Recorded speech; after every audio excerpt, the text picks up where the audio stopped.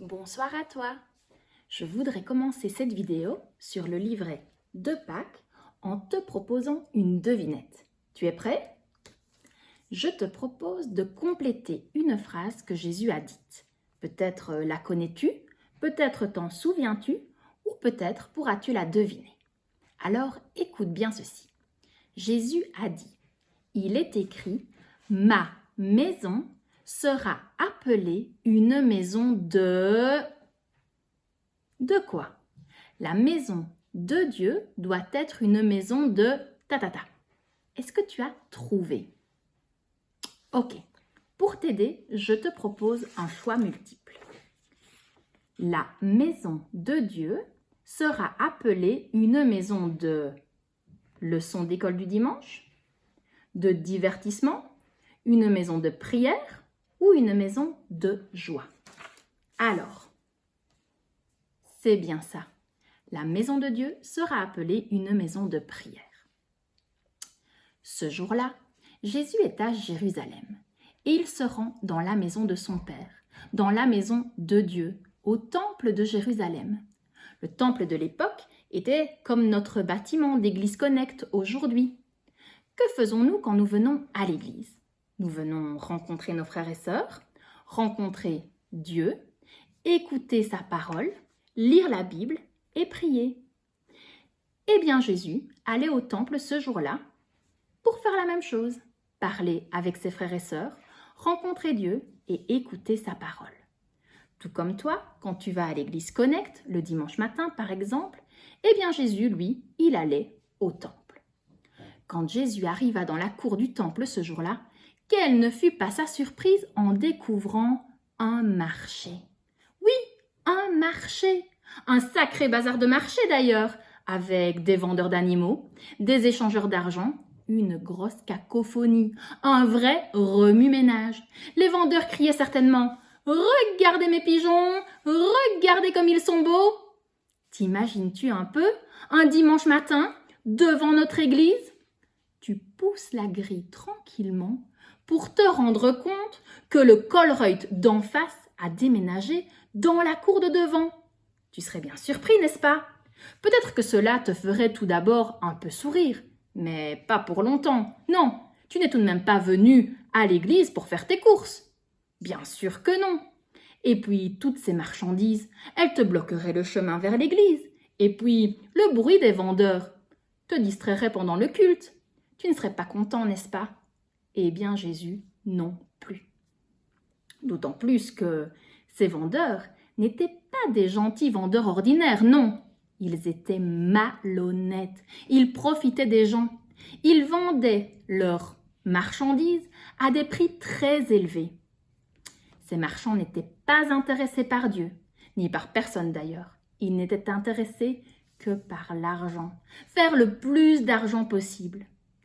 Il y avait dans cette cour, regardez sur ce dessin, des vendeurs d'animaux, de pigeons, de bœufs, d'agneaux. Il y avait aussi des changeurs d'argent. Sais-tu ce qu'est un changeur d'argent? Non? Eh bien, imagine qu'aujourd'hui, tu décides de voyager jusqu'en Bulgarie. Par exemple, tu prends l'avion, tu arrives en Bulgarie, tu sors de l'aéroport et tu veux t'acheter une glace. Il fait chaud. Tu vas vers le marchand de glace et tu découvres que ta glace coûte 5 levas. 5 levas, c'est quoi ça des levas? Eh bien, des levas, c'est cela. De l'argent, regarde. Voici un billet de 10 levas. Et pour l'avoir, tu devras échanger au bureau de change un billet de 5 € contre un billet de 10 levas. Et avec tes levas, après, tu pourras enfin acheter ta glace. Au temps de Jésus, c'était pareil. Les voyageurs devaient échanger leur monnaie romaine contre l'argent juif pour pouvoir acheter la marchandise qui se vendait dans le temple. Échanger de l'argent coûte de l'argent. Et ces changeurs d'argent demandaient des prix exorbitants pour leurs services. Jésus était donc fâché en voyant ces voleurs. Jésus devenait très en colère à cause de l'attitude de ces gens. Jésus fabriqua alors un fouet et se mit à chasser les marchands et les animaux hors du temple. Jésus dit, « Vous avez fait de la maison de mon Père une caverne de voleurs. C'est une honte. » Jésus, ce jour-là, a nettoyé le temple de la tricherie, de la malhonnêteté et du mauvais amour de l'argent. Jésus voulait que le temple redevienne un lieu où on vient prier, où on vient rencontrer Dieu. En ce temps-là, Dieu habitait le temple. Mais aujourd'hui, les enfants, où habite Dieu? Quel est le temple de Dieu? Est-ce que vous le savez? L'endroit où habite Dieu, c'est notre cœur.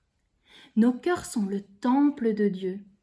Dieu veut que notre cœur soit rempli d'amour et de ce qui lui plaît, de ce qui lui fait honneur.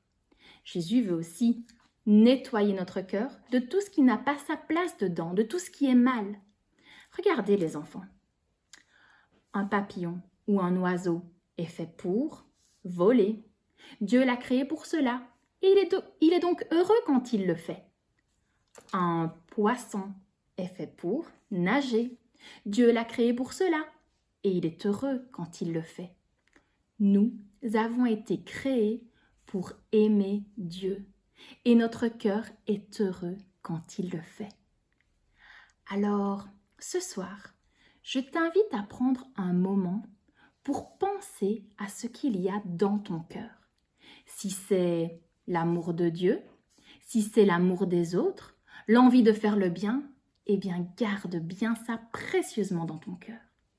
Mais si tu découvres des envies de vengeance, un peu de jalousie, de l'égoïsme et d'autres choses qui te font mal et qui font mal à Dieu, alors demande pardon à Jésus. Et demande-lui aussi de commencer à faire le ménage avec toi dans ton cœur, ce soir même. Je compte sur toi pour le faire, d'accord? Alors merci beaucoup de m'avoir suivi. Je te souhaite une bonne nuit et je te dis à demain.